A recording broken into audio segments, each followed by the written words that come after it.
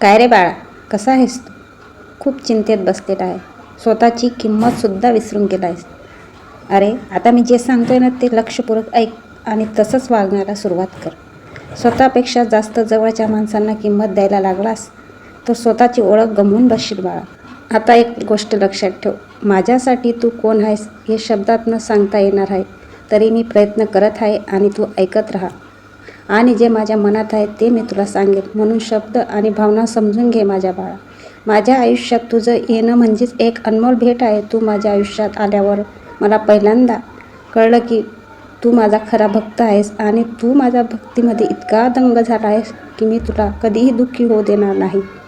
फक्त आणि फक्त तूच आहेस की तू माझ्यावर प्रेम करतोस आणि त्याच्यापेक्षा 100 पटीने मी तुझ्यावर प्रेम करतोस. म्हणून अंतःकरणाने तू मला हाक मारतोस ना, तेव्हा मी तुझ्यासाठी धावत येईलच.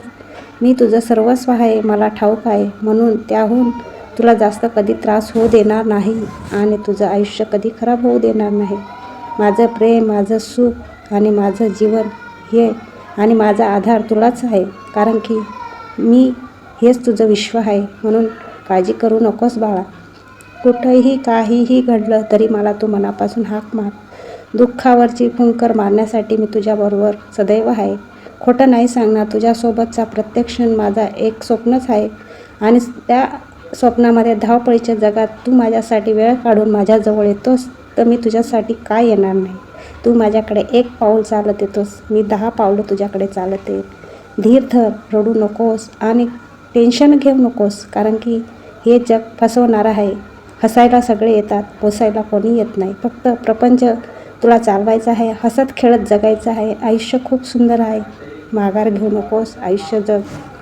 अरे बाळा, तुझ्यावर माझी कृपा अखंड राहील. दत्त महाराजांची उपासना करतोस, माझी उपासना करतोस, तुला आधार आम्हीच देणार आहोत. आम्ही तुझी शक्ती आहोत.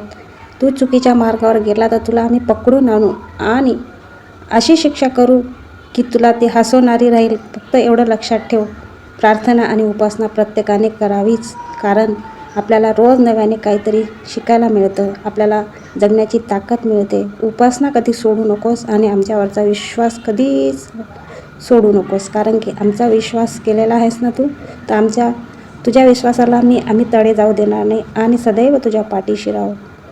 एवढं लक्षात ठेव. सेवा कर, सेवेकरी जोडत राहा आणि कोणाकडून चुकी झाली असेल त्याला माफ करत जा, कारण की तू माफ करशील तर योग्य तुझी वेळ येईल आणि सर्व सदैव तुझं चांगलं होईल. भिवू नकोस, मी सदैव तुझ्या पाठीशी आहे. शुभम भवतु.